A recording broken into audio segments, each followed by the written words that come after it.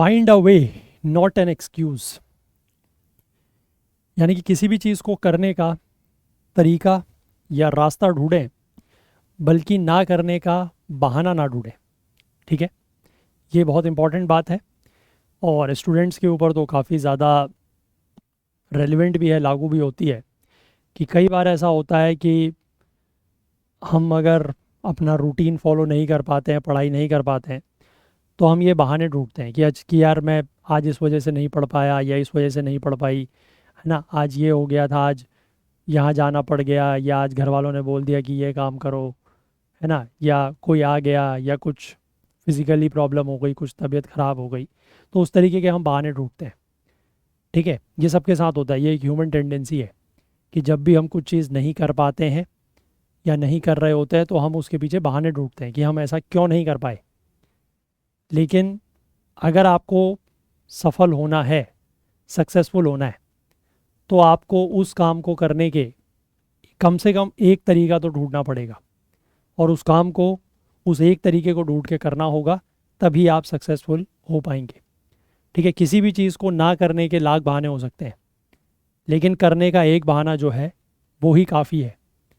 ठीक है, ना करने के लाख बहाने, उनको साइड रखें और करने का एक तरीका या एक बहाना ढूंढ लें कि जिससे आप उस काम को करेंगे, बस उसी के थ्रू फिर आप सफल हो जाएंगे। तो चलिए, इसी के साथ हम लोग 8 अगस्त 2024 का अपना इंडियन एक्सप्रेस न्यूज़ एनालिसिस की आईना सीरीज़ को शुरू करते हैं और चलते हैं न्यूज़पेपर की तरफ, और आज के जो इम्पोर्टेंट आर्टिकल्स हैं वो हम लोग देखते हैं। तो सबसे पहला तो पेज आज इसी से भरा हुआ है। कल हम लोग काफ़ी जोश में इस बारे में बात कर रहे थे कि विनेश फोगाट जो हैं वो फाइनल में पहुंच चुकी हैं 50 किलोग्राम वर्ग के उसमें, और डेफिनेटली एक मेडल तो पक्का हो चुका है, सिल्वर या गोल्ड, है ना, और उम्मीद थी कि गोल्ड मेडल आएगा।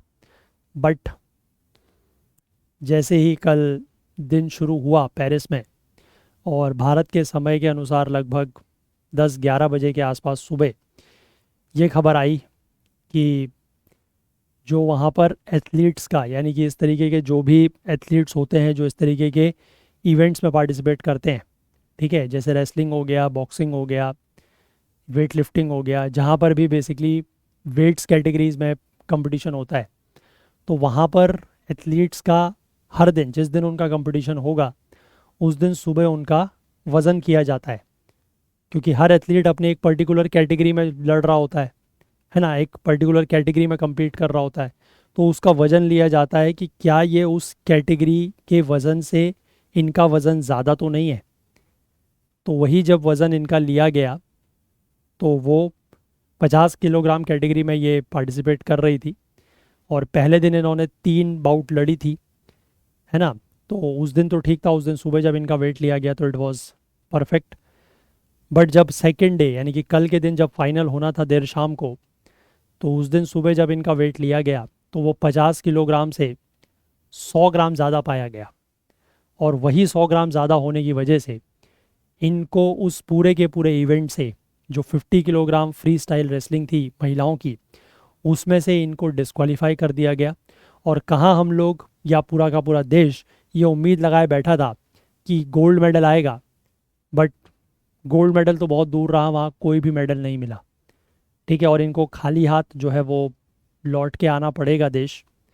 तो ये मतलब एक मतलब अब जो रूल्स हैं वो वहाँ के रूल्स हैं, बट हम ये ज़रूर कह सकते हैं कि इन्होंने जिस तरीके का संघर्ष किया है या जिस तरीके की लड़ाई लड़ी है, ये ऑलरेडी चैम्पियन तो है ही है। बट अब कभी कभार होता है ना कि जो आप मतलब अपनी तरफ से कोशिश करते हैं, बट फिर भी उस प्रोटोकॉल तक आप नहीं पहुंच पाते, उस जो लिमिट है उस लिमिट के अंदर आप अपने आप को, अपने शरीर के वजन को नहीं ला पाते हैं, तो क्या कर सकते हैं। ठीक है, जबकि अभी मैं पूरा का पूरा आपको इसको एक्सप्लेन पेज पर एक आर्टिकल है वहाँ पर भी डिस्कस करेंगे। इन्होंने पूरी की पूरी रात जो है वो परसों का जब इनका इवेंट हुआ था, जब सेमीफाइनल इन्होंने रात को लड़ा था, तो उसके बाद इनका जब वज़न बढ़ा हुआ था, क्योंकि ऑब्वियस सी बात है कि जब दिन में आप एक दिन में 3 बाउट्स लड़ते हैं तो ड्यूरिंग द डे आप थोड़ा सा कुछ फूड इनटेक भी करेंगे, आप वाटर भी लेंगे, क्योंकि आपको हाइड्रेटेड भी रहना है, आपको एनर्जी भी चाहिए, है ना, न्यूट्रिएंट्स भी चाहिए। तो उसमें रात को जब इनका वज़न बढ़ा लगभग 2 किलो, 2 सवा 2 किलो के आसपास, तो उसको कम करने के लिए इन्होंने पूरी रात, इन्होंने और इनकी जो टीम है, ठीक है, उन्होंने पूरी रात जो है वो एफर्ट्स किए। और रात भर ये सोए नहीं, पूरी रात एफर्ट्स किए, साइकिलिंग और ये जितना भी मतलब स्किपिंग और ये सब कुछ भी एक्सरसाइज वगैरह थी वो सब कुछ किया गया, ठीक है, लेकिन एवरीथिंग इन वेन, किसी का भी कुछ फ़ायदा नहीं हुआ। और सुबह जो 15 मिनट की विंडो मिलती है वे इन करने के लिए, वहाँ पर इनका वज़न 100 ग्राम ज़्यादा पाया गया और उसकी वजह से फिर इनको डिस्क्वालीफाई कर दिया गया। तो ये पूरे देश के लिए एक एक हार्ट ब्रेकिंग, एक दिल तोड़ने वाली खबर थी, है ना। कहाँ, वही मैं कह रहा हूँ कि सब गोल्ड मेडल की उम्मीद लगाए बैठे थे, और ये वैसे भी पहली महिला थी, रेसलिंग में पहली महिला थी जो फाइनल में पहुंची थी, और डेफिनेटली इनसे उम्मीद थी कि ये गोल्ड मेडल, स्वर्ण पदक लेके आएंगी भारत के लिए। बट किस्मत को कह लें या डेस्टिनी को कह लें, नियति को कह लें, कुछ और मंजूर था, और अब इनको खाली हाथ जो है वो पेरिस से लौटना पड़ेगा।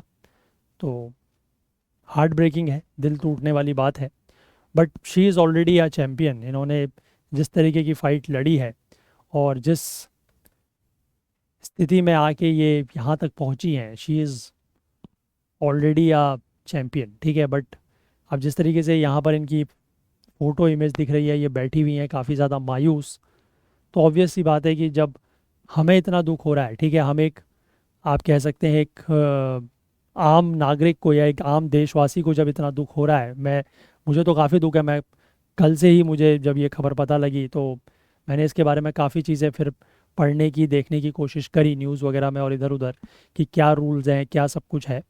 तो फिर वहाँ पर यही पता लगा कि इसमें कोई, देयर इज़ नो ऑल्टरनेटिव।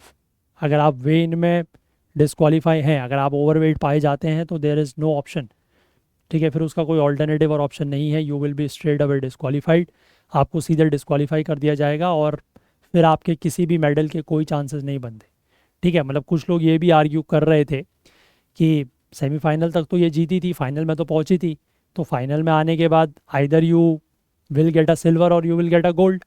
अगर आप जीतेंगे तो गोल्ड मिलेगा, हारेंगे तो सिल्वर मिलेगा। तो आप सेमीफाइनल तक तो जीत के आए हैं ना, और सेमीफाइनल जो पहले दिन हुआ था उस दिन तो वेट इनका ठीक था, उस दिन तो कोई इशू था नहीं।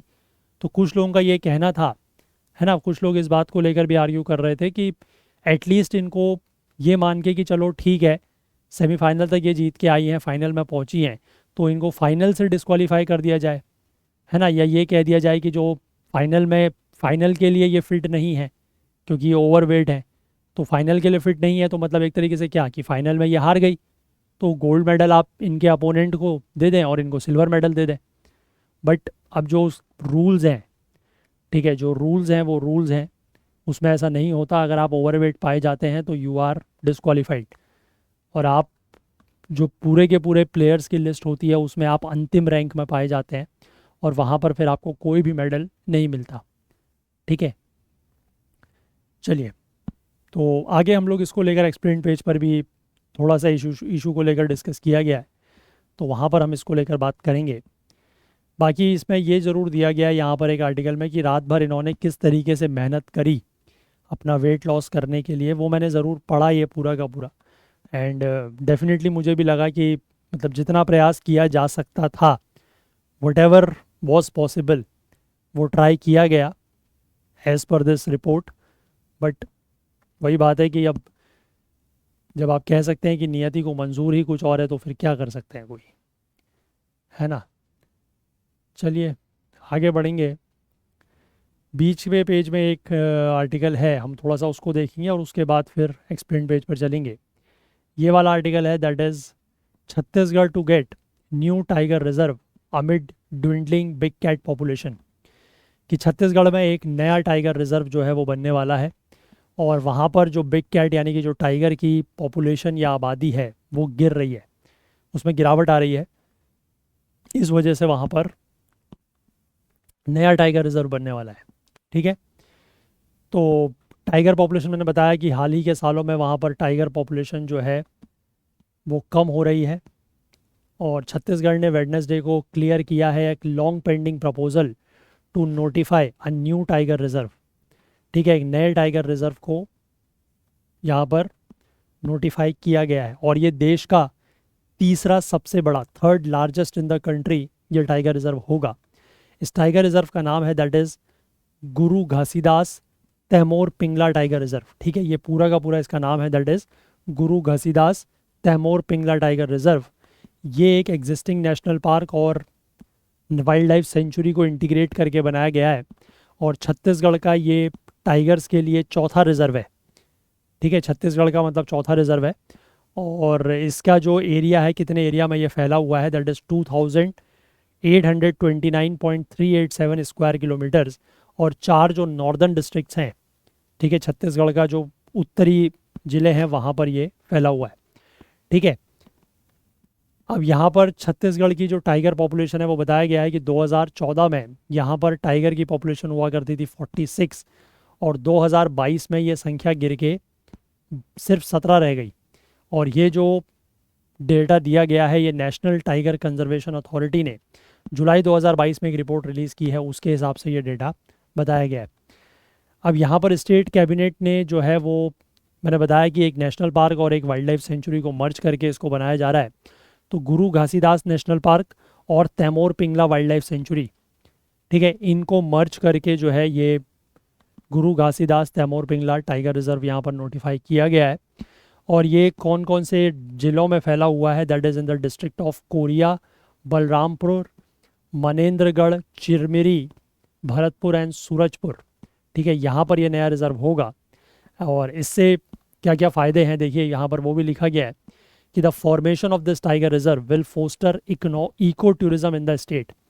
ठीक है, तो इससे राज्य में जो है वो इको टूरिज़्म बढ़ेगा, और एम्प्लॉयमेंट अपॉर्चुनिटीज़ ऐसे विलेजर्स के लिए, ऐसे जो गांव वाले हैं जो कोर और बफर जोन्स में रहते हैं, ठीक है, उनके लिए एम्प्लॉयमेंट अपॉर्चुनिटीज़ या रोज़गार के अवसर बढ़ेंगे, क्योंकि वो गाइड का मतलब गाइड की भूमिका निभा सकते हैं। टूरिस्ट व्हीकल ऑपरेटर्स, है ना, टूरिस्ट के व्हीकल ऑपरेटर्स के रूप में काम कर सकते हैं, रिसोर्ट मैनेजर्स के रूप में काम कर सकते हैं।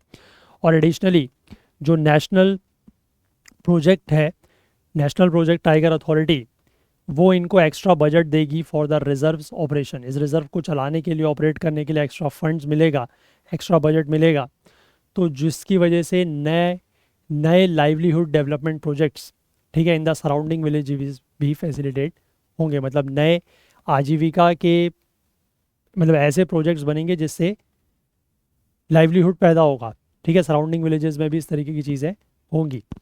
अब ये गुरु घासीदास नेशनल पार्क जो है, इसको हालांकि टाइगर रिजर्व 2021 में बना दिया गया था, बट कुछ इसका विरोध हुआ, अपोजिशन हुआ, उसकी वजह से इसको नोटिफाई नहीं किया जा सका।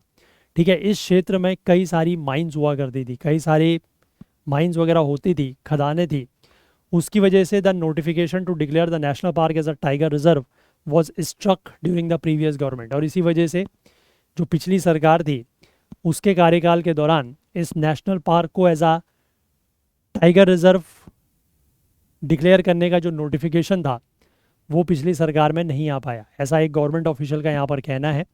इसके बाद इन्होंने यहाँ पर, मैंने आपको बताया कि ये देश का तीसरा सबसे बड़ा टाइगर रिजर्व होगा, तो देश के जो सबसे बड़े 2 टाइगर रिजर्व हैं वो भी इन्होंने यहाँ पर बताए हैं। एक है आंध्र प्रदेश का Nagarjuna Sagar Srisailam tiger reserve, ये देश का सबसे बड़ा टाइगर रिजर्व है एरिया के हिसाब से, दैट इज़ 3296.31 स्क्वायर किलोमीटर में फैला है। और इसके बाद जो दूसरे नंबर पर है दैट इज़ आसाम का मानस। ठीक है, आसाम का जो मानस टाइगर रिजर्व है ये 2837.1 स्क्वायर किलोमीटर में फैला है, और इन दोनों ही जगहों पर 58 टाइगर्स हैं।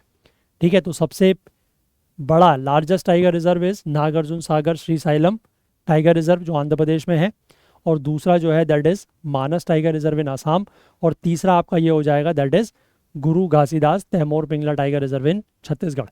ठीक है, अच्छा चलो आप एक काम करना, थोड़ा सा मैं आपको एक टास्क देता हूँ, आप 4th और 5th, ठीक है, 3 तो मैंने बता दिए, 1st 2nd 3rd, 4th और 5th कौन से हैं?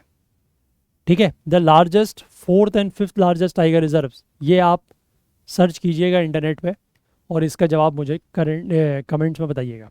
ठीक है, चलिए आगे बढ़ें। इसके बाद तो हम लोग सीधे वही एक्सप्लेन पेज पर आएंगे। यहाँ पर पहले दो आर्टिकल्स और हैं, मैं उनको कवर कर लेता हूँ, फिर ये जो विनेश वाला इशू है इसके ऊपर हम लोग बात करेंगे। थोड़ा सा लंबा आर्टिकल भी है, हालांकि समझने में आसान है ना, बट पहले हम लोग ये बाकी दो आर्टिकल्स देख लेते हैं। देखो यहाँ पर क्या लिखा है। पहला आर्टिकल है जिसका टाइटल यहाँ पर लिखा गया है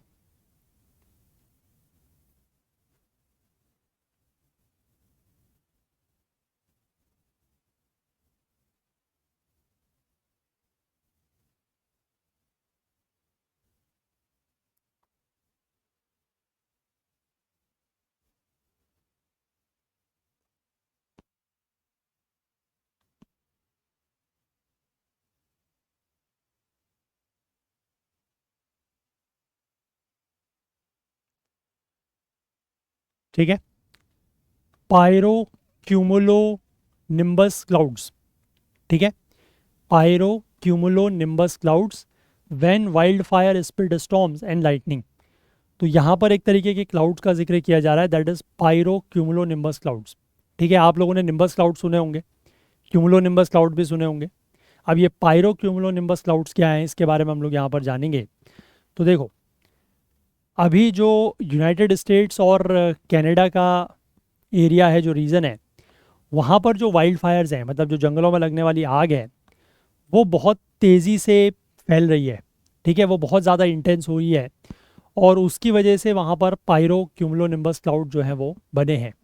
और इन क्लाउड्स में ये पोटेंशियल होता है कि they can spit out thunder, यानी कि इनकी वजह से थंडर हो सकता है और ये आग को और ज़्यादा बढ़ा सकते हैं। ठीक है, अब ये कैसे हो सकता है ये आगे हम समझेंगे।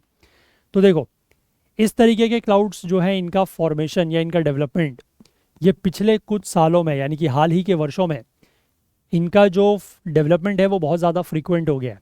2023 से पहले एक साल में अगर हम बात करें तो ग्लोबली 102 पायरो क्यूमुलोनिम्बस क्लाउड्स का फॉर्मेशन रिकॉर्ड किया गया था ग्लोबली। ठीक है, हर साल की बात कर रहे हैं 2023 से पहले ऑन एन एवरेज, और उनमें से 50 जो हैं वो कनाडा में देखे जाते थे। ठीक है, एक रिपोर्ट ऐसी पब्लिश की गई है इन द जनरल नेचर, वहाँ पर यह बात की गई है। लेकिन पिछले साल की जो एक्सट्रीम वाइल्ड फायर सीज़न रहा है, उसमें 140 पायरो क्यूमुलोनिम्बस क्लाउड जो हैं वो सिर्फ कनाडा में ही रिपोर्ट किए गए। ठीक है, तो बहुत ज़्यादा इनकी जो डेवलपमेंट है वो बढ़ रहा है। अब ये क्लाउड्स कैसे फॉर्म होते हैं, देखो यहाँ पर लिखा गया है कि not every wildfire leads to the creation of pyrocumulonimbus clouds. हालांकि वाइल्ड फायर्स की वजह से ये क्लाउड्स डेवलप होते हैं, बट हर वाइल्ड फायर जो है, ठीक है, जो जंगलों में लगने वाली आग है, हर आग, जंगलों में लगने वाली हर आग जो है वो पायरो क्यूमुलस निम्बस, उसकी वजह से pyrocumulonimbus clouds form नहीं होते हैं। ठीक है, ये कब फॉर्म होते हैं फिर? They occur only when there is an extremely hot wildfire. ठीक है, जब जो वाइल्ड फायर है वो बहुत ज़्यादा गर्म है। Volcanic eruptions can also lead to the formation of pyrocumulonimbus clouds. ठीक है, यहाँ पर दो कंडीशन बताई गई हैं। अगर वाइल्ड फायर से ये क्लाउड्स बन रहे हैं तो हर वाइल्ड फायर से ये क्लाउड्स नहीं बनेंगे। ठीक है, अगर जंगलों में आग लग रही है, अगर हल्की फुल्की आग लगी है, तो उससे ये क्लाउड्स नहीं बनेंगे। ठीक है, अगर बहुत ज़्यादा इंटेंस वाइल्ड फायर है, उससे अगर बहुत ज़्यादा टेम्परेचर राइज हो रहा है, ठीक है, हीट बहुत ज़्यादा जनरेट हो रही है, तो उससे ये क्लाउड्स फॉर्म होंगे। और दूसरा ये भी है कि जो वॉल्केनिक इरप्शंस होते हैं, जो ज्वालामुखी फटते हैं, उसकी वजह से भी इस तरीके के क्लाउड्स बन सकते हैं। अब जैसे यहाँ पर इन्होंने बताया है कि ये क्लाउड्स 2019-20 में जब ऑस्ट्रेलियन बुश फायर्स हुए थे, उस दौरान टेम्परेचर पहुँच गया था 800 डिग्री सेल्सियस से ज़्यादा इन फायर्स की वजह से, तब ये क्लाउड जो है वो फॉर्म हुए थे। तो ये ध्यान रखिएगा कि not every wildfires lead to the formation of these clouds. ठीक है, सिर्फ और सिर्फ वही वाइल्ड फायर्स जिनमें टेम्परेचर बहुत ज़्यादा बढ़ जाता है, तभी ये क्लाउड्स फॉर्म होते हैं। और दूसरा, वॉल्केनिक इरप्शन से भी फॉर्म हो सकते हैं। ठीक है, अब देखो, जो इंटेंस हीट है, जो फायर से निकलने वाली, जब आग लगी है तो उससे जो इंटेंस हीट निकलेगी वो सराउंडिंग एयर को क्या करेगी, वो आसपास की हवा को गर्म करेगी। और वो हवा जो है वो गर्म होगी तो ऑब्वियस सी बात है कि फिर वो हल्की होगी, उसकी डेंसिटी कम होगी और फिर वो एटमॉस्फेयर में ऊपर उठेगी। तो as this hot and very buoyant air carrying water vapour smoke and ash rises it expands and cools down. अब उसके बाद फिर वही क्लाउड फॉर्मेशन का जो प्रोसेस है वो उसी तरीके से होगा कि ये हवा बहुत ज़्यादा गर्म हुई, अपने साथ वाटर वेपर, है ना, जो एटमॉस्फेयर में वाटर वेपर है उसको लेके, धुएं को लेकर, ऐश राख को लेके, सब चीज़ों को लेकर ऊपर उठी। अब जब ये ऊपर उठ रही है तो उसके बाद कुछ हाइट पर जाके ये एक्सपेंड करेगी, उसके बाद फिर क्या हो जाएगा, ये ठंडी हो जाएगी, है ना। और एक बार ये ठंडी हो गई तो फिर जो वाटर वेपर हैं वो ऐश में कंडेंस हो जाएंगे, क्योंकि मैंने आपको बताया एक चीज़ और कि क्लाउड फॉर्मेशन के लिए एक कोई ऐसा न्यूक्लियस चाहिए, ठीक है, या आप कह लीजिए एक ऐसा कोई पार्टिकल या मॉलिक्यूल चाहिए जिसके चारों तरफ मॉइस्चर जो हो वो इकट्ठा हो सके, तभी क्लाउड फॉर्मेशन होता है, ठीक है। तो ये अब अपने साथ ऐश वगैरह तो लेके गया है, राख वगैरह ऊपर लेके गया है, तो राख के अराउंड क्या होगा, जो ऐश पार्टिकल्स हैं उसके अराउंड वो मॉइस्चर जो है कंडेंस हो जाएगा, वाटर वेपर जो होगा वो कंडेंस हो जाएगा। तो उसकी वजह से यहाँ पर ग्रे या ब्राउन कलर के क्लाउड्स जो हैं वो बन सकते हैं, ठीक है। अब इस स्टेज पर इन क्लाउड्स को कहा जाता है पायरोक्यूमुलस क्लाउड्स। इस स्टेज पर मतलब जब तक ये इस तरीके के क्लाउड्स का फॉर्मेशन हो रहा है, इस स्टेज में इन क्लाउड्स को कहा जाता है पायरोक्यूमुलस क्लाउड्स। पायरो बेसिकली जो वर्ड है ना, वो पायरो का लिटरल मीनिंग वैसे फायर ही होता है, ठीक है। तो पायरोक्यूमुलस क्लाउड्स इनको कहा जाता है, और also known as fire cloud, इनको फायर क्लाउड भी कहा जाता है। अब इसके बाद फिर क्या होता है देखो, but if there is an sufficient water vapour available and the upward movement of hot air intensifies, pyrocumulus clouds can evolve into pyrocumulonimbus clouds. लेकिन अगर सफिशिएंट वाटर वेपर अवेलेबल है और अपवर्ड मूवमेंट जो है वो और ज़्यादा इंटेंसिफाई हो जाता है हॉट एयर का, तो फिर जो पायरोक्यूमुलस क्लाउड्स हैं वो पायरोक्यूमुलोनिम्बस क्लाउड्स बन जाएंगे, ठीक है। निम्बस क्लाउड्स का मतलब वही होता है कि जिसमें वाटर वगैरह हो, है ना। And these clouds can reach Heights of 50,000 feet and generate their own system of thunder storms. और ये 50,000 फीट तक राइज कर सकते हैं और ये अपना खुद का थंडर स्टॉर्म्स का एक सिस्टम जो है वो भी जनरेट कर सकते हैं, ठीक है। Although pyrocumulonimbus clouds can produce lightning, they do not generate much rain. अब देखो ये इंपॉर्टेंट पॉइंट है कि पायरोक्यूमुलोनिम्बस क्लाउड जो है ये लाइटिंग, इनकी वजह से लाइटिंग प्रोड्यूस हो सकती है, मतलब जो आकाश में आप देखते हैं ना कि बिजली वगैरह चमकती है, वो इनसे हो सकती है, बट इनसे बहुत ज़्यादा बारिश नहीं होती, ठीक। तो इसकी वजह से क्या होगा, as a result they can spark new wildfires many kilometres away from the main blaze. अब देखो जो ये बिजली वगैरह चमकी है, ठीक है, जो आप जिसको क्या कहते हैं थंडर स्टॉर्म ही कहते हैं, या इसको क्या कहते हैं लाइटिंग ही कहते हैं, ठीक है। तो ये जो लाइटिंग प्रोड्यूस हो रही है, अब बारिश तो हो नहीं रही, अगर बारिश होगी लाइटिंग के साथ तो अगर कहीं पर मान लीजिए कोई चिंगारी सी भड़कती है तो पानी अगर उसके ऊपर गिरेगा तो वो बुझ जाएगी, बट इससे बहुत ज़्यादा बारिश होती नहीं, लेकिन लाइटिंग होती है। तो लाइटिंग होने की वजह से क्या हो सकता है कि किसी दूसरे जगह में, किसी दूर जगह में, ठीक है, जहाँ पर से ये क्लाउड बना है, मतलब जहाँ पर पहले ओरिजिनल वाइल्ड फायर थी वहाँ से ये क्लाउड का फॉर्मेशन शुरू हुआ। अब क्लाउड तो बहुत हाइट तक जा सकता है, तो बहुत हाइट तक जाएगा तो फिर वो हॉरिजॉन्टल भी फैलेगा, हॉरिजॉन्टल भी फैलेगा तो वो हो सकता है कि किसी बहुत दूर जगह जहाँ पर वो ओरिजिनल आग लगी थी उससे कई किलोमीटर्स दूर वहाँ पर ये लाइटिंग की वजह से वाइल्ड फायर्स को स्पार्क दे दे, ठीक है। वहाँ पर वाइल्ड फायर जो है वो किसी, अगर जंगल मान लीजिए सूखा है तो उस जंगल में अगर बिजली गिरी तो उस जंगल में भी आग लग सकती है, ये प्रॉब्लम है इसकी, ठीक है। And these clouds can also trigger strong winds, और इन क्लाउड्स की वजह से जो है वो तेज़ हवाएं भी चल सकती हैं, जिसकी वजह से जो वाइल्ड फायर का स्प्रेड है, और हवाएं अगर ऑब्वियस सी बात है कि अगर हवाएं तेज़ चलेंगी तो हवा जितनी तेज़ चलेगी आग उतना ज़्यादा भड़केगी और उतनी ज़्यादा आग जो है वो तेज़ी से फैलेगी, है ना। तो इससे जो वाइल्ड फायर का स्प्रेड है वो फास्टर और अनप्रडिक्टेबल भी हो सकता है। तो ये एक ऐसे क्लाउड्स हैं जिनकी वजह से, इसीलिए यहाँ पर लिखा गया था कि they spit out thunder and spark more fires, कि इनकी वजह से फायर जो है वो बढ़ सकते हैं, ठीक है। इसके बाद अगला लिखा है कि why are pyrocumulonimbus clouds events occurring more often. अब ये जो इवेंट्स हैं जिसमें इस तरीके के क्लाउड्स बन रहे हैं, ये आज की डेट में बहुत ज़्यादा फ्रीक्वेंट या बहुत ज़्यादा ऑफन क्यों हो रहे हैं, तो इसको लेकर जो एग्जैक्ट रीज़न है वो तो क्लियर नहीं है, ठीक है, जो जिस तरीके से बाकी जो एक्सट्रीम वेदर इवेंट्स होते हैं उनमें तो कुछ पता लग जाता है, लेकिन इन क्लाउड्स की जो स्टडी है वो अभी काफ़ी नई है। ठीक है, काफ़ी न्यू स्टडी है। तो इसकी वजह से जो एग्जैक्ट रीज़न है कि ये जो क्लाउड्स का फॉर्मेशन है ये इतना ज़्यादा क्यों हो रहा है, ये एग्जैक्टली क्लियर नहीं है। हालांकि साइंटिस्ट या वैज्ञानिकों का ये मानना है कि climate change could have a role to play in the increase of their frequency, कि इनकी जो फ्रीक्वेंसी बढ़ रही है उसमें उसके पीछे क्लाइमेट चेंज या जलवायु परिवर्तन का रोल हो सकता है। स्टडीज़ में ये भी दिखाया गया है that with temperature soaring across the world wildfires are becoming more common and intense, क्योंकि पूरे के पूरे दुनिया में जब टेम्परेचर बढ़ रहा है ना, क्लाइमेट चेंज की वजह से ग्लोबल वार्मिंग, टेम्परेचर्स बढ़ रहे हैं, टेम्परेचर्स बढ़ रहे हैं तो उसकी वजह से क्या हो रहा है, पूरे के पूरे दुनिया में वाइल्ड फायर तो बहुत ज़्यादा कॉमन हो रही है और फ्रीक्वेंसी भी बढ़ रही है, इंटेंसिटी भी बढ़ रही है। तो this could be spiking the occurrence of cumulonimbus clouds, और इसकी वजह से जो पायरो क्यूमुलोनिम्बस क्लाउड्स हैं इनका अकरेंस हो सकता है कि इस वजह से बढ़ रहा हो, ऐसा यहाँ पर साइंटिस्ट का मानना है या स्टडीज़ में ऐसा पाया गया है।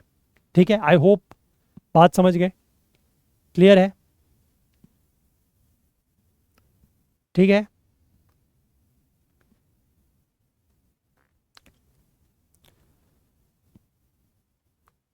चलो इसके बाद एक आर्टिकल हम लोग यहाँ पर पहले और देखते हैं, दैट इज़ बैली ब्रिज। ठीक है, एक आर्टिकल और है दैट इज़ बैली ब्रिज, फिर हम लोग उस पर चलेंगे विनेश वाले आर्टिकल पे। तो बैली ब्रिज बेसिकली क्या है, देखो इंडियन आर्मी की जो मद्रास इंजीनियर ग्रुप है इसने पिछले हफ्ते एक बैली ब्रिज को असेंबल किया है एट चूरालमाला। चूरालमाला मतलब वहीं वायनाड की बात हो रही है। चूरालमाला में एक बैली ब्रिज को असेंबल किया गया है टू रीच मुंडकई विलेज। ये एक ऐसी साइट है, एक ऐसी जगह है जो अभी वायनाड में जिसकी जहाँ पर लैंडस्लाइड्स हुआ था, भूस्खलन हुआ था, उसमें सबसे ज़्यादा one of the worst hit या आप कह सकते हैं वर्स्ट अफेक्टेड एरिया। ठीक है, एक ऐसी साइट जो सबसे ज़्यादा प्रभावित हुई। अब ये 190 फुट जो लंबा ब्रिज बनाया गया है has since been crucial in facilitating the movement of man, heavy machinery and ambulances. अब जब ये पूरा का पूरा ब्रिज बन गया है तो उसमें फिर मतलब ह्यूमंस भी उसके ऊपर से मूव कर सकते हैं, मशीनरी भी मूव कर सकती है और एम्बुलेंसेज भी मूव कर सकते हैं। ये लगभग 24 टन तक का वजन झेल सकता है and will remain in use until a permanent bridge is build. और जब तक परमानेंट ब्रिज वहाँ पर नहीं बन जाता है तब तक इसी का इस्तेमाल होता रहेगा। तो बैली ब्रिज बेसिकली होता क्या है, it is a type of a modular bridge. ठीक है, मॉड्यूलर का मतलब होता है, मॉड्यूलर टर्म का मतलब है कि जिसके अलग अलग पार्ट्स होते हैं। ठीक है, और उनके अलग अलग पार्ट्स को आप जोड़ के असेंबल करके कोई चीज़ बनाते हैं, that is known as modular. ठीक है, तो ये मॉड्यूलर ब्रिज का पार्ट है जिसके पार्ट्स जो हैं वो ऑलरेडी प्री बिल्ट हैं ताकि उनको आप एक साथ, है ना, क्विकली जल्दी से जब भी ज़रूरत हो उनको आप एक साथ जोड़ सकें। एक इंग्लिश सिविल इंजीनियर हुआ करते थे जिसका नाम था डोनाल्ड कॉलमैन बेली। उनको इस बात का श्रेय या क्रेडिट जाता है कि इन्होंने इस ब्रिज को इन्वेंट किया था सेकेंड वर्ल्ड वॉर के दौरान। ठीक है, दैट इज़ डोनाल्ड कॉलमैन बेली, एक इंग्लिश या ब्रिटिश सिविल इंजीनियर कह सकते हैं जिनको क्रेडिट जाता है कि इन्होंने इस ब्रिज को इन्वेंट किया सेकेंड वर्ल्ड वॉर के दौरान, और इसीलिए इनके नाम पर ही इसका नाम पड़ा हुआ है, दैट इज़ बेली ब्रिज। ठीक है, अच्छा थोड़ा सा अगर हम इसको देखना चाहें, लेट मी सी, कि वैसे समझ तो आप शायद गए होंगे बट अगर हमें इसकी एक इमेज देखने को मिल जाए तो थोड़ा सा और क्लैरिटी आ सकती है, दैट इज़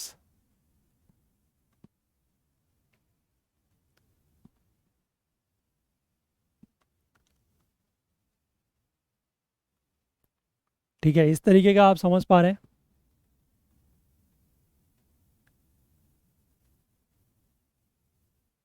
है ना, इस तरीके का समझ पा रहे हैं कि एक टेम्परेरी सा ब्रिज बनाया हुआ है। ठीक है, जैसे बीच में ये नदी बह रही है, अब ये बहुत छोटा दिख रहा है, अगर कोई थोड़ा सा, एक मिनट, अगर कोई थोड़ा सा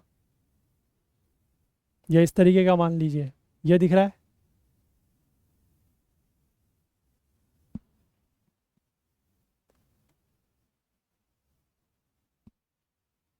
इस तरीके का ब्रिज है। ठीक है, समझ गए, थोड़ा सा दिख रहा होगा आई होप आपको कि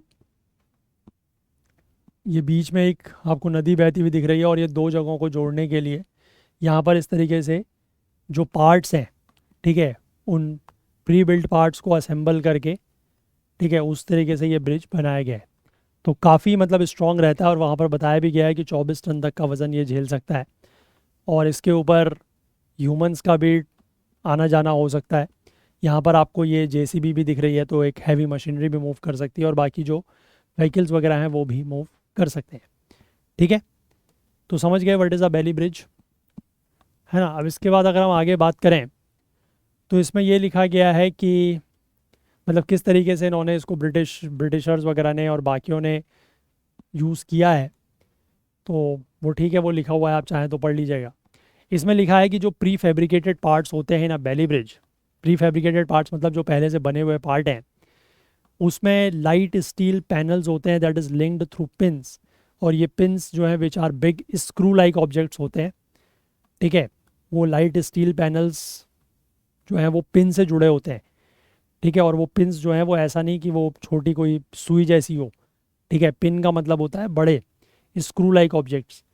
और इसकी वजह से जो है वो गार्ड रेल्स, जो ब्रिज के गार्ड रेल्स हैं, मतलब जो साइड का जो ब्रिज का वो होती है ना, एक तरीके से बाउंड्री आप कह सकते हैं, तो वो उससे बनती है। और through the guide rails on either side workers place beam to form the deck or path of the bridge. ठीक है, और उन गार्ड रेल्स के बीच में फिर नीचे से जो है वो डेक बनाए जाते हैं, मतलब डेक उसमें लगाए जाते हैं। ठीक है, डेक या उसको आप पाथ कह सकते हैं। जैसे यहाँ पर अगर मैं बात करूँ तो ये एक तरीके से गार्ड रेल्स हो गए, ठीक है, जो ये साइड साइड से लगे हैं। और इसके बीच में जो इस तरीके के ये नीचे आपको ये स्टील के बने हुए फ्लैट से वो दिख रहे हैं, है ना, पैनल से, ये क्या है, दीज आर योर ये डेक या पाथ। ठीक है, and all beams were constructed such that they would lock in on the guard rails to ensure stability. और ये जितने भी बीम्स हैं इनको इस तरीके से कंस्ट्रक्ट किया जाता है कि ये गार्ड रेल्स में लॉक हो जाते हैं ताकि स्टेबल रहें। अदरवाइज़ अगर ये लॉक नहीं होंगे तो फिर चलने वगैरह में निकल सकते हैं, उखड़ सकते हैं, है ना, या अनकंफर्टेबल हो जाएंगे चलने में। After that the bridge can be extended and the lightness of the part allows it to be mobile. इसके बाद इस ब्रिज को आप जितना भी लंबा चाहें ज़रूरत के हिसाब से एक्सटेंड कर सकते हैं। और ये ब्रिज क्योंकि अलग अलग पार्ट से मिलके बना है तो लाइट भी है, तो ये ब्रिज मोबाइल भी रहता है। मोबाइल मतलब आप इसको चाहें तो किसी दूसरी जगह पर भी एक जगह से हटा के दूसरी जगह बना सकते हैं। Know heavy installation equipment is required. इसको बनाने के लिए, इस ब्रिज को कंस्ट्रक्ट करने के लिए कोई बहुत भारी इंस्टॉलेशन इक्विपमेंट की ज़रूरत भी नहीं होती है। और डिज़ास्टर रिलीफ सिचुएशंस में ये एक आइडियल ब्रिज होता है क्योंकि इसके पार्ट्स जो हैं वो स्मॉल ट्रक्स में लाए जा सकते हैं। Something also of use during war time. ठीक है, वॉर टाइम के दौरान भी इसका यूज़ हो सकता है। और जहाँ पर इस तरीके का डिज़ास्टर वगैरह हुआ है, डिज़ास्टर अफेक्टेड एरिया है, वहाँ पर भी, क्योंकि हो सकता है कि बहुत बड़े अगर मशीनरी लानी हो या बहुत बड़े इक्विपमेंट्स लाने हो तो फिर वो लाना ही वहाँ तक मुश्किल हो जाएगा, है ना। लेकिन ये छोटे ट्रक्स वगैरह में आ सकते हैं, तो इसलिए इनको लाया जा सकता है और असेंबल किया जा सकता है। डीआरडीओ का एक पब्लिकेशन ये कहता है कि इंडियन आर्म्ड फोर्सेस और पर्टिकुलरली इंडियन आर्मी, इन्होंने ब्रिटिश लेगेसी को कैरी किया है और इसीलिए इनहेरिट किया है the large inventory of the Bailey bridge. इस तरीके के ब्रिजेस जो हैं उनका इस्तेमाल जब 1971 में पाकिस्तान के साथ युद्ध हुआ था तब भी किया गया था। और 2021 में जब उत्तराखंड में फ्लैश फ्लड्स आए थे तो वहाँ पर के डिज़ास्टर रिलीफ सिचुएशंस में भी इनका इस्तेमाल किया गया था। मतलब वॉर वगैरह के समय में भी इनका इस्तेमाल किया जाता है और जब डिज़ास्टर रिलीफ जैसे हालात हों तो वहाँ पर भी इस्तेमाल किया जाता है। लेकिन ये ध्यान रखिएगा कि 1945 में आप कह सकते हैं जो सेकेंड वर्ल्ड वॉर था, ठीक है, उसके दौरान, मतलब एग्जैक्टली यहाँ पर इन्होंने एयर तो मेंशन नहीं किया है, बट आप कह सकते हैं 1940s में जो सेकेंड वर्ल्ड वॉर था उसके दौरान एक इंग्लिश सिविल इंजीनियर जिसका नाम है डोनाल्ड कॉलमन बेली, उन्होंने इसका इन्वेंशन किया और उन्हीं के नाम पर फिर इसका नाम पड़ा है। ठीक है, आई होप क्लियर है बात। चलो अब हम लोग ये वाला आर्टिकल देखते हैं। ठीक है, वाई विनेश फेल्ड वे इन। अब ये क्यों फेल हो गई इसके बारे में हम यहाँ पर देखेंगे, डिटेल में थोड़ा सा चीज़ें दी हैं। तो wrestler Vinesh Phogat was disqualified from the Paris Olympics after the official way in on Wednesday morning ahead of her scheduled gold medal bout in the evening and she will return from Paris without a medal। ये तो मैंने आपको बता ही दिया कि शाम को इनका मैच होना था कल इवनिंग में वेडनेसडे को, और उससे पहले जब सुबह इनका वज़न लिया गया है ना, तो वहाँ पर ये डिस्क्वालीफाई हो गई, और अब ये पेरिस से बिना किसी मेडल या बिना किसी पदक के लौटेंगी। इन्होंने अपना वे इन जो है वो ट्यूसडे के दिन क्लियर कर लिया था, और वेडनेसडे की मॉर्निंग में ये फ्यू ग्राम्स, ठीक है, 50 किलोग्राम से थोड़ा सा ही ज़्यादा इनका वज़न पाया गया। और इंडियन एक्सप्रेस ने पहले रिपोर्ट किया that she was learn to be 2 kilos overweight on Tuesday night, weight that she tried her best to cut overnight but could not. तो यहाँ पर ये रिपोर्ट किया गया था कि ट्यूसडे की नाइट को जब इनका सेमीफाइनल मुकाबला हो गया था, उसके बाद जब इनका वज़न लिया गया तो वो लगभग 2 किलो ज़्यादा था, मतलब 50 केजी से 52 केजीज़ तक इनका वज़न था। और रात भर कोशिश की गई उसको कट करने के लिए, मतलब पूरी रात ओवरनाइट ट्राई किया गया, बट वो वज़न कट नहीं हुआ। अब वेट कट क्या होता है और क्यों रेसलर्स जो हैं वो इस तरीके का वेट कट करते हैं, तो मैंने आपको बताया जो कॉम्बैट स्पोर्ट्स हैं, ठीक है, जैसे रेसलिंग हो गया, बॉक्सिंग हो गया, जूडो, एमएमए यानी कि मिक्स मार्शल आर्ट्स, और इसमें इन्होंने एक और ऐड नहीं किया है, आप चाहें तो उसको भी ऐड कर सकते हैं, दैट इज़ वेट लिफ्टिंग। ठीक है, जो वेट लिफ्टिंग होता है, भारोत्तोलन जिसको कहते हैं, जिसमें वज़न उठाया जाता है, जिसमें हालांकि भारत की एक उम्मीद थी कल मेडल की, लेकिन वो भी देर रात टूट गई। ठीक है, जो मीराबाई चानू थी वो 4th नंबर पर फिनिश हुई हैं वेट लिफ्टिंग में। ठीक है, that is just an information. तो इसमें आप ये भी नोट डाउन कर सकते हैं कि वेट लिफ्टिंग जो है वो भी वेट्स कैटेगरी के अनुसार ही होती है। ठीक है, तो ये सारे के सारे जो इवेंट्स हैं ये वेट क्लासेस के अनुसार होते हैं, क्योंकि since athletes of similar weights and the size are likely to have similar physical attributes, तो weight classes are meant to ensure a relatively level playing field where larger and bulkier athletes do not end up competing with smaller ones. अब ये wait का criteria या ये weight categories में इनको क्यों लड़ाया जाता है, ठीक है, बाकी इवेंट्स में तो ऐसा नहीं होता है ना। जैसे आप कोई भी और इवेंट देख लें, आप ट्रैक एंड फील्ड्स के इवेंट देख लें, ठीक है, कोई भी रेस वगैरह हो रही है, जैसे जेवलिन थ्रो होता है, लॉन्ग जंप है, हाई जंप है, ठीक है, या कोई भी इस तरीके की, या पोल वॉल्ट है, उसमें वेट का कोई क्राइटेरिया नहीं है। बट यहाँ पर वेट का क्राइटेरिया इसलिए होता है क्योंकि जो अगर आपका वेट एक जैसा होगा, क्योंकि दो लोग जो आपस में compete कर रहे हैं उनका वेट अगर एक जैसा होगा तो उनकी बॉडी का जो साइज़ वगैरह है, जो उनकी स्ट्रेंथ है, वो भी एक जैसी होगी। तो उससे क्या होगा कि दो लोग अगर एक जैसे आपस में compete करेंगे तो उनके बीच में एक लेवल प्लेइंग फील्ड रहेगा। ठीक है, अदरवाइज ऐसा होगा कि मान लीजिए कोई बहुत भारी, कोई 70 किलो का या 60 किलो का व्यक्ति 50 किलो वाले से लड़ेगा, तो फिर तो वो लेवल प्लेइंग फील्ड नहीं रहेगा। ठीक है, इसीलिए बेसिकली ये चीज़ की जाती है कि वेट क्लासेस इसमें बनाई गई हैं।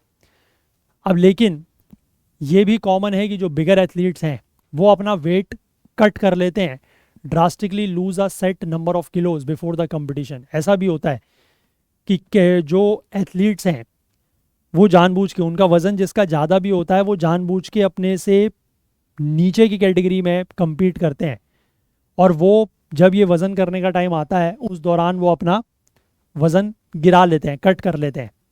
ठीक है, तो फिर वो उसमें क्वालिफाई कर जाते हैं। अच्छा, इसमें मैं आपको एक चीज़ और बताऊं कि जैसे एक दिन में, जैसे ट्यूसडे का जो दिन था, परसों का दिन, जब विनेश फोगाट के दिन में 3 बाउट हुए थे, तो वहाँ पर वज़न बार बार नहीं होता, हर बाउट से पहले वज़न नहीं होता है, वज़न सिर्फ सुबह एक बार होता है बस। और एक बार अगर वज़न हो गया तो उसके बाद फिर आप दिन भर कुछ भी खाएं, कुछ भी करें, आपका वज़न बढ़ता रहे, दैट डजेंट मैटर। ठीक है, ये इशू होता है इसमें। तो इसलिए अब जो ये कुछ एथलीट्स हैं वो करते क्या हैं, वो अपना वज़न कम कर लेते हैं। जैसे मान लो 50 किलोग्राम कैटेगरी में किसी ने लड़ना है, तो जो 52-53 किलोग्राम वाला होगा ना, वो भी उसमें लड़ लेगा।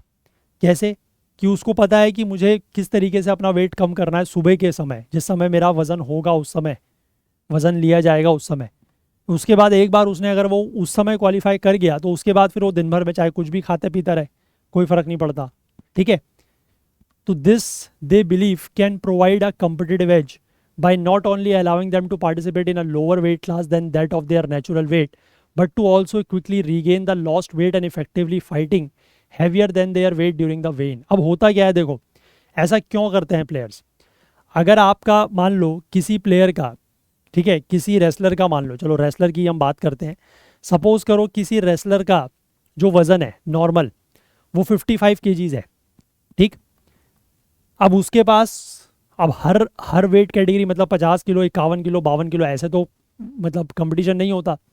जैसे 50 कैटेगरी में हो रहा है, 50 केजी कैटेगरी में हो रहा है, फिर उसके बाद 53 केजी में हो रहा है, फिर 57 केजी में हो रहा है। तो आपको अपनी एक कैटेगरी चूज़ करनी पड़ेगी कि आप किस कैटेगरी में जो है वो पार्टिसिपेट करना चाहते हैं। अगर मान लीजिए कोई ऐसा एथलीट है जिसका नॉर्मल वजन 55-56 किलो के आसपास है लगभग, जैसा विनेश फोगाट का ही बताया गया है कि 55-56 किलो के आसपास ही इनका नॉर्मल वजन है, ठीक है। अब आप 55-56 है तो आपके पास ऑप्शन क्या है? आपके पास सबसे सेफ ऑप्शन ये है कि आप 57 किलोग्राम कैटेगरी में लड़ें, ठीक है। तो उसमें कोई इशू नहीं होगा आपका, ये मतलब इस तरीके का वेट कट वगैरह करने का कोई इशू नहीं होगा। आप नॉर्मल भी अगर रहेंगे तो आपका वज़न बढ़ेगा नहीं बहुत ज़्यादा, और आप आराम से 57 कैटेगरी में लड़ सकते हैं। लेकिन अब उसमें इशू ये है कि बाकी जितने लोग होंगे फिर वो भी 57 के लिए वाली कैटेगरी के ही होंगे। उसमें भी ऐसा तो है नहीं कि 50 किलोग्राम वाला 57 किलोग्राम कैटेगरी में लड़ेगा, क्यों लड़ेगा, बेवकूफ़ थोड़ी है, ठीक है। जिसका वज़न 56, 57, 58 तक भी होगा, 59 तक भी होगा या 60 तक भी होगा, मैं कह रहा हूँ, वो अपना वज़न कम करके वो इसी तरीके से मतलब वेट कट करके वो 57 कैटेगरी किलोग्राम कैटेगरी में लड़ेगा। अब जिसका वज़न नॉर्मल 55-56 है और जिसका वज़न 60 किलो है और उसने वे इन के दौरान वेट कट करके 57 से वो नीचे लेके आया है, अगर उन दोनों के बीच में कंपटीशन होगा तो ऑब्वियस सी बात है कि जिसका नॉर्मल वेट 60 केजी है वो ज़्यादा हैवियर रहेगा, वो जीतने के चांसेस उसकी ज़्यादा हैं। तो इसीलिए जनरली एथलीट्स क्या करते हैं कि अपने नॉर्मल वेट से, ठीक है, अपने नॉर्मल वेट से कम वेट वाली कैटेगरी में compete करते हैं, सो दैट कि उनकी जो चांसेस हैं वो बढ़ जाएं। क्योंकि उनको पता है कि सिर्फ एक बार वे इन के समय में, जिस समय वज़न लिया जा रहा है उनका, सिर्फ उस समय उनको जिस भी कैटेगरी में वो लड़ रहे हैं उससे कम वेट उनका होना चाहिए बस। उसके बाद दिन भर वो कुछ भी खाते रहें, दैट डजेंट मैटर, ठीक है। और दिन भर अगर वो कुछ भी खाते हैं और अपना नॉर्मल वेट अगर गेन कर भी लेते हैं तो उसके बाद जब वो शाम को बाउट लड़ रहे हैं या जब भी बाउट उनकी है, जब भी उनकी फ़ाइट है, तो उस समय वो अपने कंपटीटर से थोड़ा सा हैवी होंगे, तो उनके जीतने की चांसेस बढ़ जाती है, ठीक है। ये होता है, ये जनरली सब करते हैं, इसमें कोई ऐसा नहीं है कि इट इज़ अ चीटिंग और समथिंग लाइक दैट, ऐसा होता है, ठीक है। तो ये बात आप समझ गए। अब वे इन क्या होता है and when do wrestlers weigh in? देखो, एथलीट्स को they have to make their stipulated weight during the weigh in which takes place before their competition. मैंने आपको ये बताया कि एथलीट्स को जो है वो अपना जितना वेट, जिस कैटेगरी में वो लड़ रहे हैं, जिस कैटेगरी में वो compete कर रहे हैं, उससे ज़्यादा उनका वजन नहीं होना चाहिए। जैसे कि अगर 50 किलोग्राम कैटेगरी में कोई compete कर रहा है तो उसका वजन 50.1, यानी कि आप कह लीजिए कि 1 ग्राम 2 ग्राम भी ज़्यादा नहीं होना चाहिए 50 किलोग्राम से, ठीक है। ये रूल्स इतने स्ट्रिक्ट हैं वहाँ पर। 50 किलोग्राम से कम हो, 49 हो, 49.5 हो, 49.99 हो, वो चलेगा, ठीक है। बट 50 पॉइंट समथिंग नहीं होना चाहिए, है ना। तो हर कंपटीशन से पहले बेसिकली ये होता है, और डिफरेंट स्पोर्ट्स और कंपटीशंस में थोड़ा सा अलग रूल्स हैं वेइन्स को लेकर।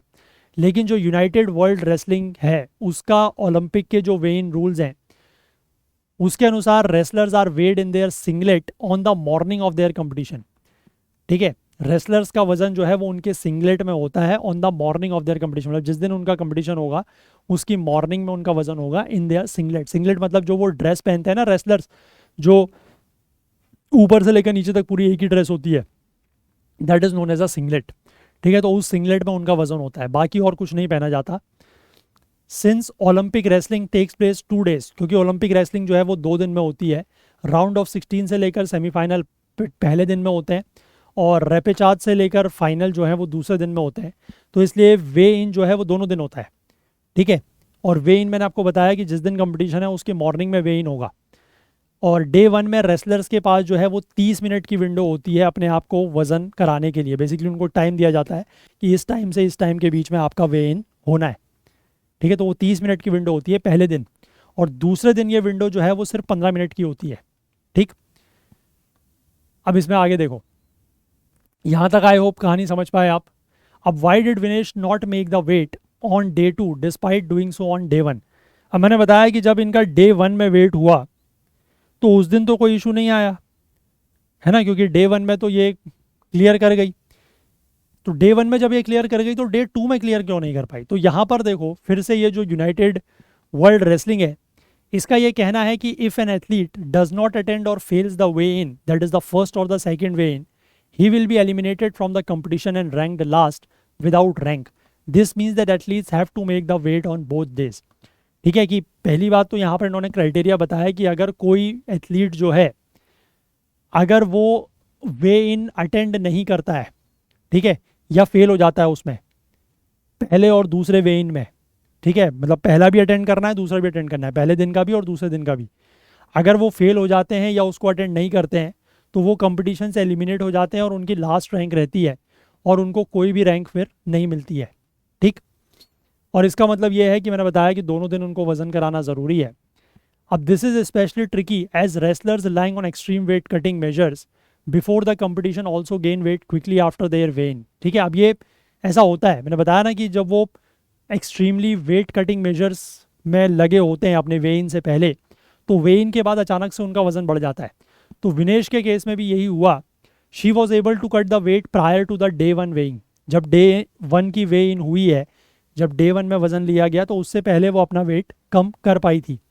लेकिन over the course of day she gain the last couple of kilos she had lost. अब जितना उन्होंने वो लॉस किया था वो वापस से उनका पूरे के पूरे दिन में, जब पहले दिन की बाउट्स हुई, 3 बाउट्स उन्होंने लड़ी, तो उसके बाद वो वजन जो उन्होंने कम किया था पहले दिन के वे इन से पहले वो बढ़ गया।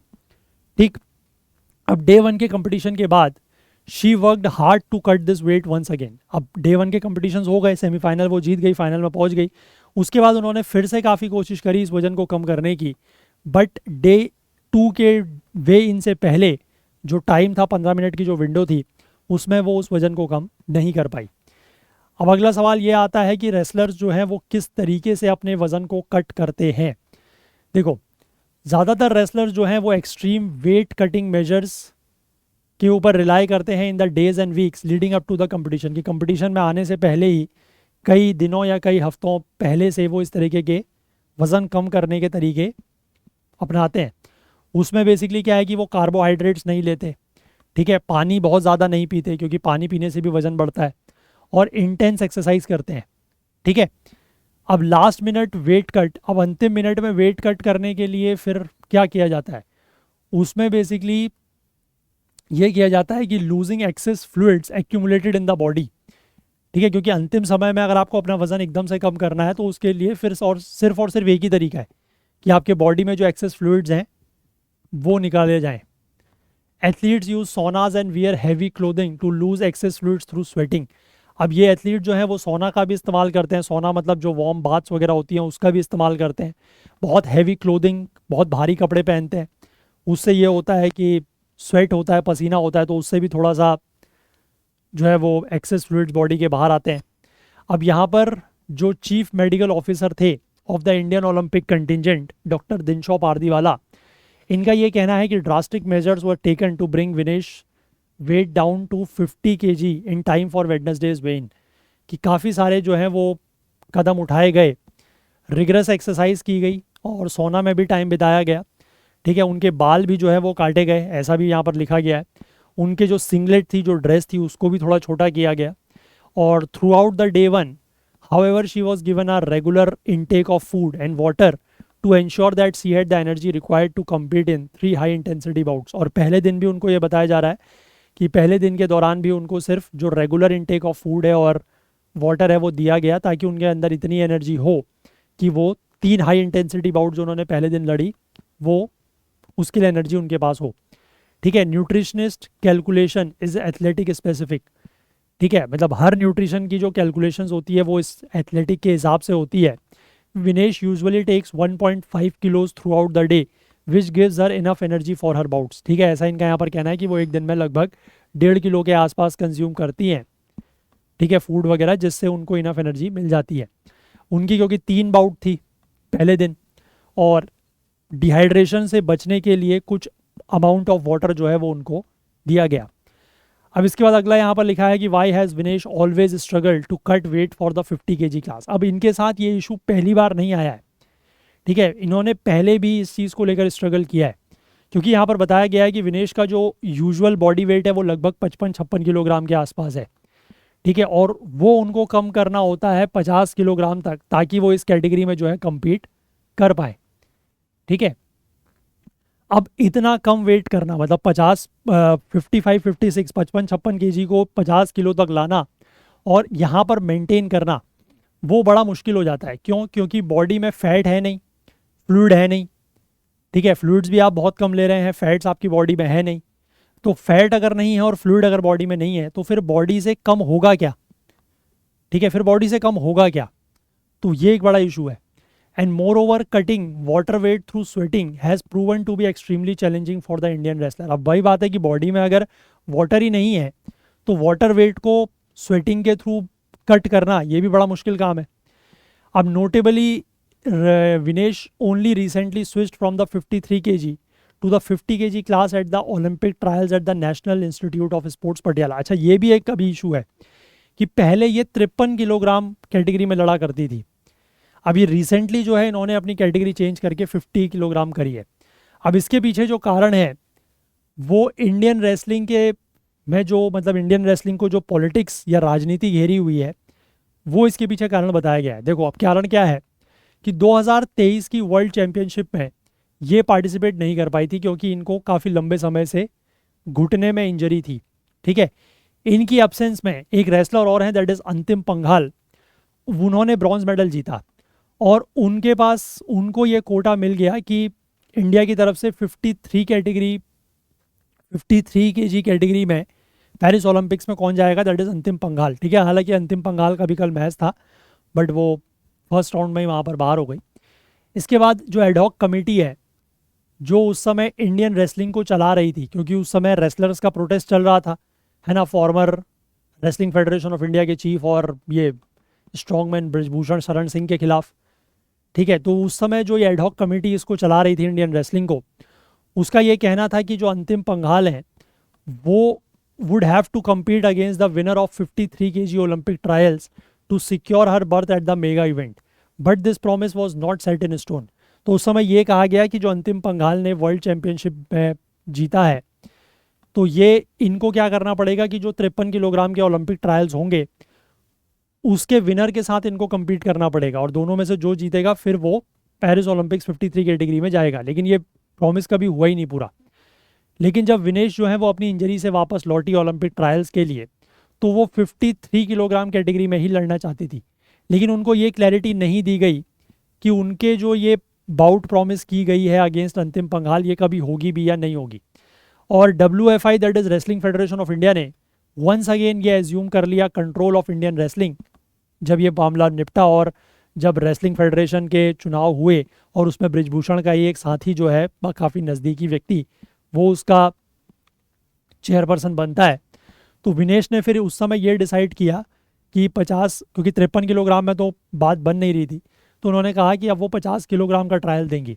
तो 50 किलोग्राम का वो ट्रायल जीती और उसके बाद फिर वो ओलंपिक्स के लिए क्वालिफाई कर गई और अंतिम जो है ये went through in the 53 kg category without competing in a trial. उन्होंने कोई ट्रायल में कम्पीट किए बिना ही 53 किलोग्राम कैटेगरी में ये अंतिम पंघाल जो है इन्होंने पार्टिसिपेट किया। अब what did the UWW say about Vinesh disqualification? UWW मतलब यूनाइटेड वर्ल्ड रेसलिंग के जो प्रेसिडेंट है दैट इज निनाद लेलोविक, जब उनसे ये पूछा गया कि why as little as 100 gram extra weight disqualified Vinesh from the gold medal bout, तो जब इनसे ये बात की गई तो इनका ये कहना था, मतलब इनसे ये पूछा गया कि ये 100 ग्राम ही तो वज़न ज़्यादा है, तो इतना कम वज़न जो है उसकी वजह से आप एक एथलीट को गोल्ड मेडल मैच से जो है वो डिस्क्वालीफाई कर रहे हैं।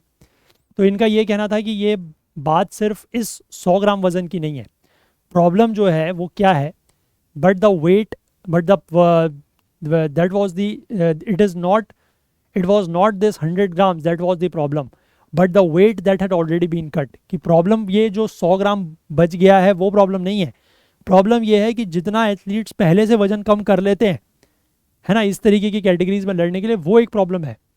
इन्होंने ये कहा है कि हम चाहते हैं कि एथलीट्स जो हैं वो अपने नेचुरल वेट के हिसाब से लड़ें, क्योंकि ऐसे में ही उनकी जो परफॉर्मेंस है वो सबसे बढ़िया आएगी। लेकिन प्रॉब्लम ये है कि रेसलर जो है वो ऑलरेडी 5 किलोग्राम वज़न कम कर लेते हैं 1 किलोग्राम के टॉलरेंस रखने के लिए, कि 1 किलोग्राम को फिर वो वैसे ही वे इन के दौरान कम कर लेंगे। और wrestler sometime loses 50% of their natural weight and that's definitely not okay. ठीक है, अब यहाँ पर इन्होंने बड़ी इंपॉर्टेंट बात बताई है कि रेसलर जो है वो कभी कभी अपना जो नेचुरल वेट है उसका 50% तक कम कर लेते हैं और ये वाकई में जो है वो सही नहीं है। ठीक है, ये बात आप आई होप समझे।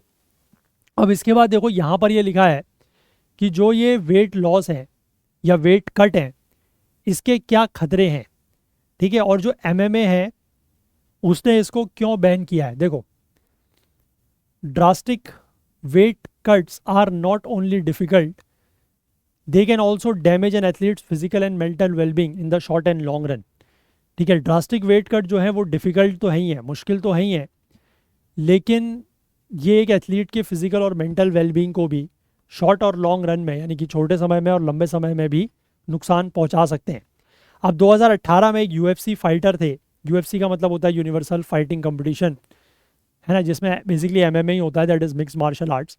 मिक्स मार्शल आर्ट्स में क्या होता है कि आप जैसे बॉक्सिंग है, रेसलिंग है, ठीक है, जूडो, कराटे, आप किसी भी तरीके से लड़ सकते हैं। ठीक है, तो उसके एक फाइटर थे जिनका नाम था उरिया हॉल। इनको एक मिनी सीजर आया और माइनर हार्ट अटैक आया वाइल्ड कटिंग वेट, और इससे एक साल पहले UFC champion that is Khabib Nurmagomedov, इनको हॉस्पिटलाइज करना पड़ा due to medical complication suffer during a weight cut. इससे पहले 2015 में एक Chinese mix martial artist that is Yang Yan Bing थे, जिन्होंने कम्पीट किया था इन द वन चैम्पियनशिप, और ये वेट कट के दौरान डिहाइड्रेशन की वजह से इनकी डेथ हो गई थी। तो इसीलिए जो कॉम्पिटिशन्स और फेडरेशन है उन्होंने ये ट्राई किया है कि एथलीट्स को डिसुएड किया जाए ड्रास्टिक वेट लॉस से, कि मतलब ड्रास्टिक वेट लॉस ये ना करें, उसके लिए इनको डिसुएड किया जाए। डिसुएड का मतलब होता है, जैसे परसुएड का मतलब होता है किसी को उसके लिए, उस चीज़ के लिए मतलब प्रेरित करना या उस चीज़ के लिए प्रमोट करना। ठीक है, तो dissuade is just opposite to that. 2017 में UWW जो है उसने ओलंपिक रेसलिंग को 2 दिन का कंपटीशन बनाया, पहले एक ही दिन का होता था, और उसमें ये कहा गया कि वे इन्स जो हैं वो दोनों दिन होंगे, ये इंश्योर करने के लिए कि जो एथलीट्स हैं वो अपना अनहेल्दी अमाउंट ऑफ वेट जिसको वो मेंटेन नहीं कर सकते उसको कट ना करें। अब जो ये यांग की डेथ हुई थी 2015 में, वन चैम्पियनशिप इंस्टीट्यूटेड अ वेट कटिंग बैन, उसमें जो वन चैम्पियनशिप हुआ करती थी उसमें वेट कटिंग के ऊपर बैन लगा दिया गया। उसकी स्ट्रेटेजी ये कहती है कि मल्टीपल वेन्स होंगे over the week in a lead up to the fight. ठीक है, मतलब जब आपकी नॉर्मल फाइट होने वाली है उससे हफ्ते भर पहले आपका लगातार कंटिन्यूस जो है वो वे इन किया जाएगा, और यूरिन टेस्ट भी किया जाएगा ताकि लेवल ऑफ डिहाइड्रेशन भी चेक किया जा सके। Notably MMA promotion allows athlete some flexibility for being overweight but not for being dehydrated. तो एमएमए बेसिकली क्या करता है कि अपने एथलीट्स को कुछ फ्लेक्सिबिलिटी देता है, ठीक है, कि अगर आपका थोड़ा सा भी वजन ज़्यादा है तो आप compete कर सकते हैं, बट डिहाइड्रेटेड नहीं होने चाहिए। ठीक है, इसमें यह कहा गया है कि आप fight can take place as long as the athlete weighs at most 5% more than their opponent. इसमें यह बोला गया है कि फाइट हो सकती है अगर कोई एथलीट अपने अपोनेंट से अगर 5% अगर उसका वेट ज़्यादा है तो फाइट हो सकती है, लेकिन वो डिहाइड्रेशन को भी चेक करते हैं क्योंकि डिहाइड्रेशन से बहुत बड़ी प्रॉब्लम्स होती हैं। ठीक है, अब कल यहाँ पर जो ये पूरा का पूरा मतलब कल मतलब जो परसों की रात थी, जिस रात में इन्होंने विनेश और इनकी टीम ने मिलकर ये कोशिश की है ना, पूरा का पूरा वज़न वगैरह कम करने की, तो इन्होंने भी बहुत कुछ ट्राई किया है। ठीक है, पूरी रात। अब आप ये सोचिए कि अगर आप एक्सरसाइज वगैरह करते हैं, थोड़ा सा भी अगर आप दौड़ते हैं, स्किपिंग करते हैं, साइकिलिंग करते हैं, तो आपको प्यास लगती है। ठीक है, बट आपको पूरी रात वो चीज़ करते रहनी है विदाउट स्लीप, बिना सोए, और उसमें भी आपको पानी नहीं पीना है, क्योंकि पानी आप पियोगे तो वज़न बढ़ेगा, तो पानी नहीं पीना है, तो it is a very difficult task. ठीक है, और वो उन्होंने रात भर किया। उसके बाद सोना ट्राई किया, उसके बाद वही जो हैवी क्लोथिंग के थ्रू स्वेटिंग का ट्राई किया, वो सब कुछ किया, बट वो नहीं हो पाया अल्टीमेटली।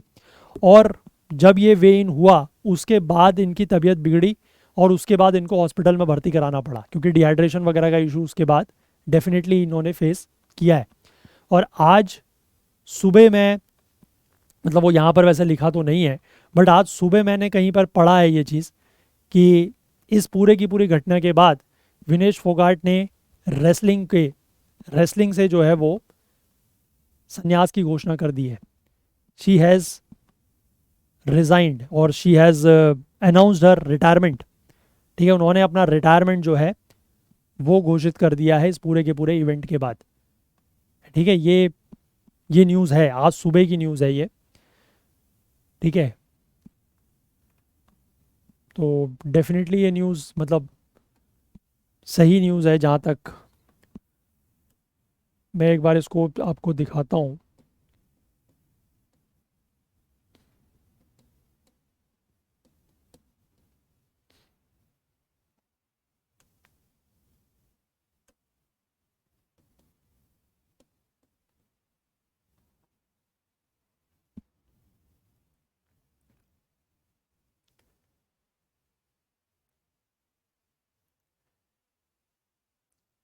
ठीक है, ये देखो यहाँ पर इन्होंने लिखा है goodbye wrestling, Vinesh Phogat से इज रिटायरिंग डे आफ्टर। ठीक है, तो इन्होंने रिटायरमेंट वापस वाकई में ले लिया है। ठीक है, यही चीज़ मैं आपको बता रहा हूँ कि विनेश फोगाट फैंस गेट्स, क्या लिखा हुआ है यहाँ पर देखो, फैन गेट्स इमोशनल।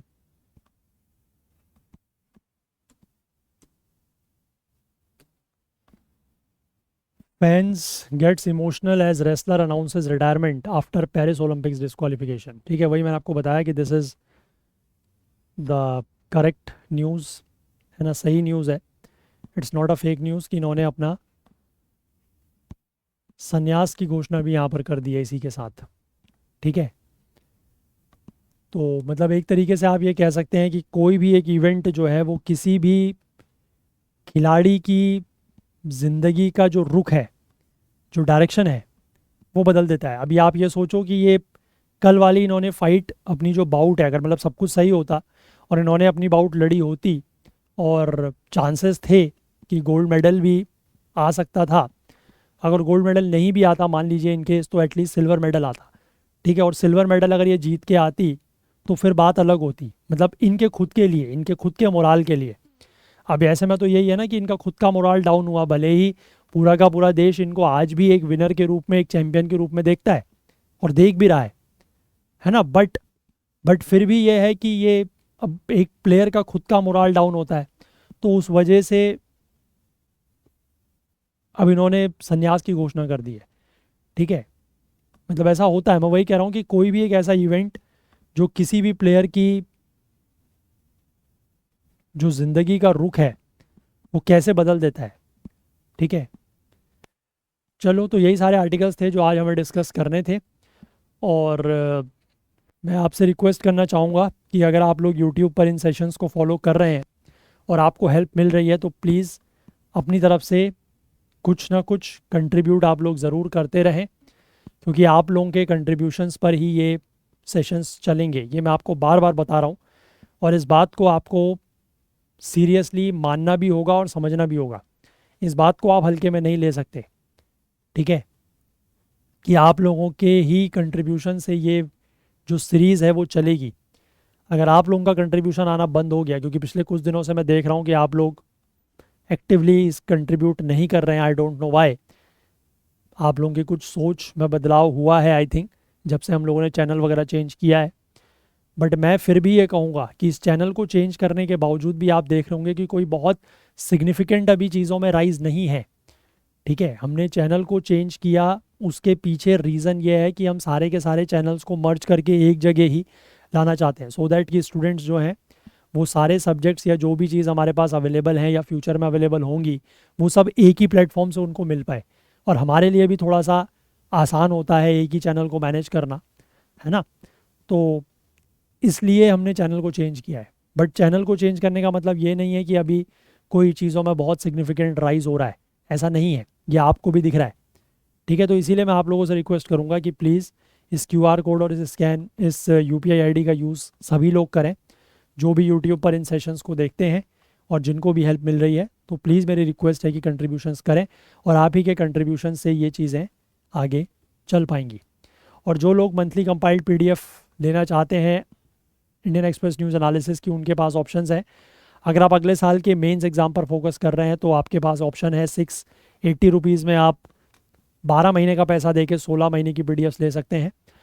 अगर आप अगले साल के प्रीलिम्स एग्ज़ाम पर फोकस कर रहे हैं तो 9 महीने का पैसा देके 3 महीने की एक्स्ट्रा यानी कि 12 महीने की पीडीएफ्स आप ओनली एट 510 रुपीज़ में ले सकते हैं। अगर आप 8 महीने की पीडीएफ लेना चाहें 6 महीने के पैसे पर तो 345 रुपीज़ में आप ले सकते हैं। और 175 रुपीज़ में आपको 3+1 मंथ यानी कि 4 महीने की मिल जाएगी। और अगर आप मंथली लेना चाहते हैं eight less than ₹2 per day तो वो आपको जैसे जून के महीने की यहाँ पर 59 रुपीज़ में है, इसी तरीके से जुलाई महीने के ऊपर भी हम लोग काम कर रहे हैं, बहुत जल्द वो भी यहाँ पर इस तरीके से लॉन्च कर दी जाएगी। तो इसमें से जिसमें भी आप लोग इंटरेस्टेड हैं उसको आप एनरोल कर सकते हैं। और बाकी आप हमारा ऐप जो है वो प्ले स्टोर से ज़रूर डाउनलोड करें, और आपने किसी भी हमारे वीडियो कोर्स में अगर एनरोल किया हुआ है तो आप यहाँ से वीडियोस को डाउनलोड करके ऑफलाइन देख सकते हैं। बाकी हमारा आईना सीरीज़ के ये सारे के सारे फुल कोर्सेज, अगर आप इसमें से किसी भी कोर्स में एनरोल करना चाहें तो यू कैन डू इट, ठीक है। और अब लेकिन क्या है कि मैं आपको कल तक बता रहा था कि 60% इसमें ऑफ है, और अब तो आपको वो जो करंट अफेयर्स ओकुल वाला चैनल है वो भी नहीं दिखाई देगा, ठीक है। तो वो चैनल भी हट चुका है। तो अब आप लोगों के पास, अगर आप लोगों ने बैकलॉग कवर कर लिया है तो वेल एंड गुड है, लेकिन जो नहीं कर पाए हैं तो अब उनके पास ऑप्शन ये है कि you have to enrol in these courses at जो यहाँ पर प्राइस दिया हुआ है उसी प्राइस पे, ठीक है। क्योंकि मैंने आपको बहुत दिन, अराउंड 3-4 दिन उधर और 7 दिन इधर, 10-11 दिन के आसपास मैंने आपको सेल दी थी 60% की।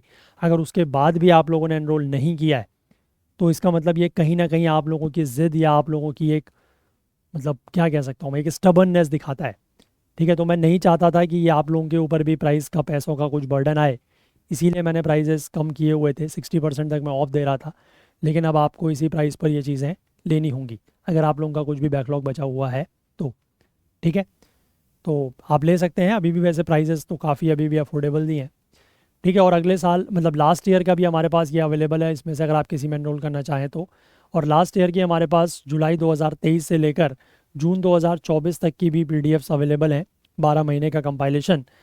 तो 499 रुपये में अवेलेबल है, ये भी 499 रुपीज़ में इंग्लिश में पीडीएफ्स हैं। अगर एनरोल करना चाहें तो कर सकते हैं।